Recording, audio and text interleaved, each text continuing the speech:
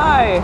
So I'm currently in the back of a truck on my way to Pak Chong from Khao Yai. We had just finished.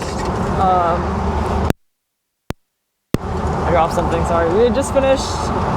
Was it 4 days, 3 nights at my friend's BJJ Muay Thai resort. It's probably like my 6th or 7th time going there, but my first time going with one of my friends. So it was very, very cool.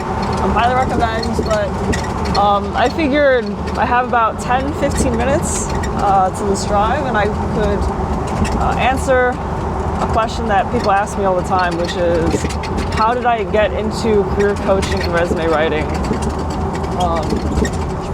For this. It's so windy, obviously.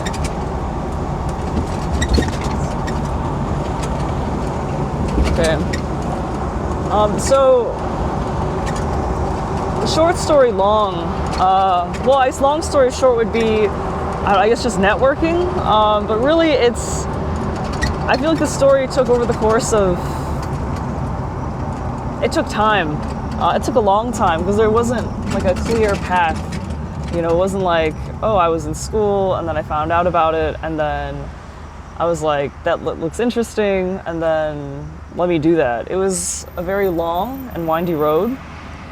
And I feel like it really started when I realized that maybe the traditional path wasn't for me. And I think that was in university, where you had to, pick what you wanted to study. And I couldn't really decide, and I chose a bunch of things. And really in the end, I really just wasn't happy. I think, especially like my freshman year, I was quite depressed.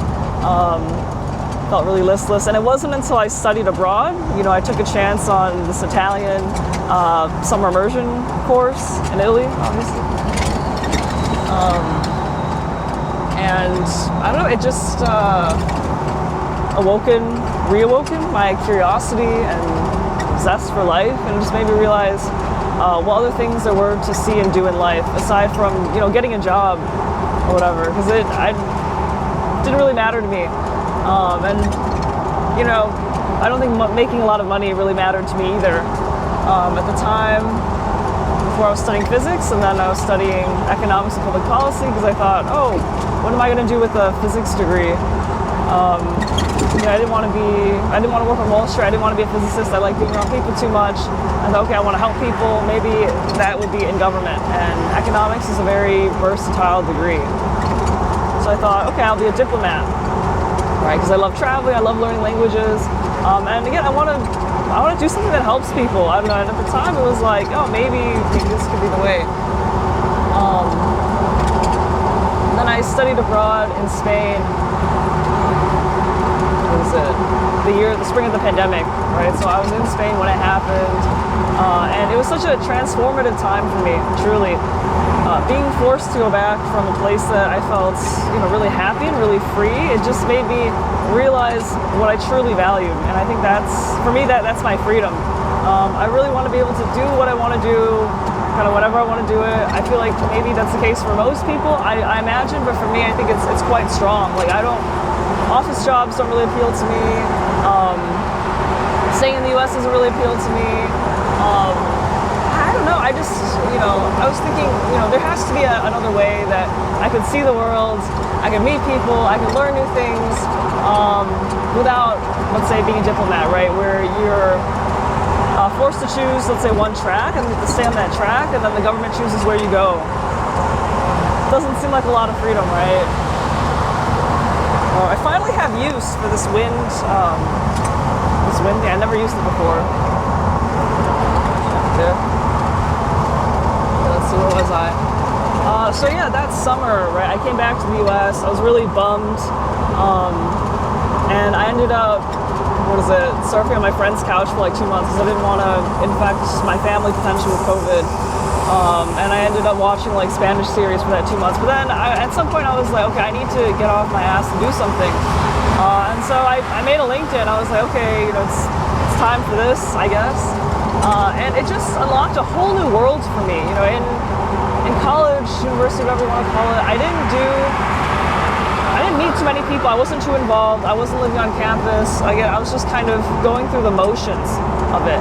And abroad, when I'm out there in the world, I feel like I'm living. And with LinkedIn, I feel like I could sort of emulate that experience where I could meet people from different walks of life and really learn through conversation, right? Which is what I usually do when I'm abroad. I love talking to people, bantering, just learning about different things. And that's exactly what I did in LinkedIn. I think that summer I talked to like over 100 people, I'm sure of it. And it started when I think people were like, oh, I saw this post where this girl was saying like, oh, you shouldn't be afraid to ask for virtual coffee or whatever. I'm open to one. So she was my first, and it was just a nice conversation. I think she was a consultant at Deloitte or something. I don't know. And we just talked a little bit about life, her career. And I thought, oh, maybe I should keep doing this, right? And then, I was looking through LinkedIn too, scrolling through my feed, and there was this guy that posted about wanting to start his own company, I guess, he wanted to bring his project to life. He's a technical guy, so he needed someone on the business development sales side. And I thought, well, I was a Costco demo lady for a while. Maybe I know a thing or two about sales, and maybe this could be fun. And so I reached out to him. I was like, hey, do you need help? And he was like, yeah, sure. Basically, we hopped on a call and we just started working together. And it was a content moderation API at the time. And I think around that same time too, there was another girl that reached out to me because I started posting some things on LinkedIn. At the time I was really feeling it. It was about finding my North Star, learning that I valued my freedom, not wanting to walk the traditional path. I look back at it, I'm like, oh, it's kind of, maybe it's a bit cringe, but it was real. It was from the heart, and it resulted in so many other things, right? Like this other girl saw what I was posting, and she reached out. And she said, oh, this is cool. Like, I want to create this organization or whatever to get writers from all around the world to show off their work. And so I joined that startup, although that was, I don't know, that's kind of a loose term for it. We didn't really do too much, but it was interesting, right?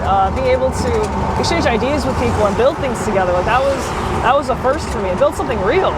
And with this guy who's from Ireland, we had never met in person, just like video calls and things, but we had started this project together, and I ended up like interviewing like product managers and whoever else from tech companies, and trying to, I guess, bring this MVP to life. And the weird thing is like it was only a few months in, and we were already talking to investors, and it was just really crazy. Like this thing that I thought was gonna be like a fun project, something to let's try, see why not, see where it goes, why not, ended up being like funded, right? But I think I realized it wasn't for me. My heart wasn't into it. I didn't really connect with the mission, and the things that I was doing I wasn't super interested in. And to be involved in the startup after getting the funding, it was very like serious. Like you have to sign a contract. I don't know, maybe I have commitment issues, but I just wasn't ready for that. So I separated from that company, and then I ended up working at a startup in New York, again, through networking, right? And I also was able to score a one-bedroom apartment in Queens for like $700 because I met another guy through LinkedIn, and we just had like this really great conversation, and we stayed in touch, and to this day, he's still my mentor, and I'll come back to this guy later. But I ended up working at that startup in New York, and it was not a good experience. It was okay, like it was fine. But I just don't think I'm that kind of person that's into social media. That's what I was doing. I was in charge of like Twitter and reaching out to influencers, and it's just not something that I have any interest in at all. I tried to, I really did, but it's just, I think, the way the product was, I think the company culture, none of it really resonated with me. So a lot of lessons learned there, I'll say, and some people I still keep in touch with actually. But yeah, I learned that maybe that kind of like the startup-y culture, wasn't for me. I came back to Chicago after those few months, and I was in New York during the pandemic, right? So it was a weird time to be there. It's like the city that never sleeps, and you see it just doze off for a few months. But after Biden won, I think people felt safe again, and so people came out and were like, it felt more like New York, because when I first got there, it was super empty. The streets were pretty clean. I could barely see any rats. Like the subways didn't smell like piss. Nice restaurants wouldn't have any line. Times Square only had like a few people milling about. And then yeah, towards the end of my time in New York, I think I saw what was more of the real New York. But anyways, I came back to Chicago, tried to continue my studies for a little bit longer. And then that summer, I also applied to a teaching program in Spain. I'm not telling the story very well. Sorry, I have like 3-4 hours of sleep. But yeah, I had also, at the same time, I had also applied to a teaching program in Spain called Auxiliar de Conversaciones, where all you have to really do is speak English, be a native English speaker. And then what else? Oh, in like your junior year of university, and then, or maybe have a degree, and that's basically it. You don't have to pay anything. You just apply online, and then I think most people get accepted. I don't know who hasn't, but it's just about getting the right placement, right? So I applied. I was planning on doing that the following summer, but because I joined the startup, it got pushed back. So I was going to delay it to that summer where I did a different internship at a tech company in Chicago doing product management. So at the time, that was like a very sexy kind of role. Everyone on LinkedIn was like, "Ooh, product management." It's for people that don't really know what they want to do, but they like learning and they like talking to people and doing a bunch of other stuff. So that was, I don't know, that was going to be my path, I guess. And it was nice. It was like a salaried position. I think I got paid more then than I do now. But yeah, it was, my boss was great. I had a lot of autonomy. It was remote. It was somewhat interesting, but I just didn't feel a connection. I didn't feel like there was any meaning in it for me. I was working on an MVP for car rental, and I didn't even have a car at the time. I don't know, it's just like there's just no connection at all. I like the people, and the opportunity presented itself for me to stay. And this was when AI was also a really huge thing, kind of I guess like how it is now, but also back then. And they had hinted that they would want me to stay, continue on if I wasn't going to Spain. But I was like, well, actually, so at that company, I did a lot of virtual coffees. I try to meet as many people as I can. And I spoke to one person, and she had told me that she had been working there for 20 years, and I was like, can't stay, I can't stay, otherwise I'm going to end up in the same fate. I think it's hard to, when you're in a pattern, right, when you're in a routine, it's so hard to break it. And so, I knew that if I kept going down this path that, everyone was like, oh, it's so good, you'll have AI, you'll have a stable, it'll be an AI, it'll be a stable job, and you'll have job security, and I don't know, the things that are supposed to sound good just did not sound good to me. And if I kept walking this path, then I'd end up in a life that I was very, very unhappy in. And so I was like, bye. And that fall I took a gap year. So now I'm on my 3rd or 4th gap life now maybe. And yeah, I moved to Spain. I went back to Sevilla, and I taught, assistant taught at a primary school. I don't know what it's called. It was just a large school, Instituto Educación de Secundario, secondary school. I'm not sure what it's called. But I was supporting teachers in classes where the kids were, I think I want to say 8 to 17 years old or something like that. In different classes like philosophy, physics, and all that. And it was genuinely really, really nice. I got to practice my Spanish. I really like being around kids. I really enjoy teaching. But at the same time, it was it was interesting, but I didn't feel super motivated. And the nice thing about this program is that you're only working 12 hours a week. And so I lived in the city with an old friend's little sister. So I got, I was able to get a nice place, and then it would be a 10-minute bike ride, very, very beautiful scenic bike ride to the subway, and then it'd be a 10-minute ride into the neighboring village where the school was. And it was super idyllic. Again, by the end of that year, they wanted me to stay, but there was just, something felt off. It wasn't the same, as it was the last time, as I had remembered it. But it was a good experience to just live kind of on my own, live independently, because I didn't, when I'm in the US, I stay with my parents, right? And here I had a whole life of my own. Again, I was cooking, I had a roommate, I was paying utilities, and I was starting to build that life there. But again, there's something that, I don't know, just felt missing maybe. But I signed a contract to do another year, and I was gonna, I was gonna stay, but I missed the visa deadline to apply. And then that year, so this is May 2022, a good friend of mine had invited me to be his guest at a wedding in the Philippines. I had never been to Asia. So I was like, why not? When am I gonna get this opportunity again? And if I want to go back to Spain, I'll just have to fly back to the US, get my visa, and then go back to Spain. And I was like, okay, yeah, sure, why not? But again, like there were these doubts that I was having. I wasn't fully happy with it. Like this, there has to be something else out there. And I was considering other things like copywriting, ways that I could, be remote. And this friend that I was telling you about earlier, the one that got me the apartment, right, for really, really not cheap, but economically, or at an economical price. He is a career coach and a resume writer, right? And again, such a cool guy. I have the most respect for him. He's been nothing but super generous and just kind to me. And I thought, okay, what is a job that I could make a decent amount of money in? I could choose my own schedule. I have a lot of freedom. I could talk to many people. I could use my writing skills, and I could learn something. All right, and I thought, maybe being a resume writer is the way. And I asked him if he could help me, or if he could teach me how to do this, and maybe I could help him with this business. And he obliged. He was like, yeah, sure, be happy to help you with this. And so it was actually while I was still in Spain that spring that I started doing it, just a little bit. Maybe I had 1 or 2 clients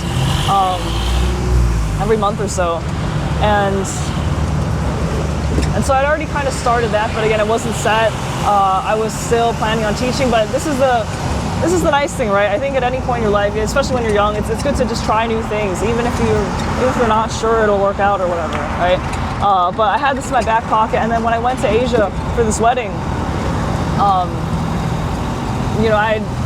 I just decided to stay basically, and I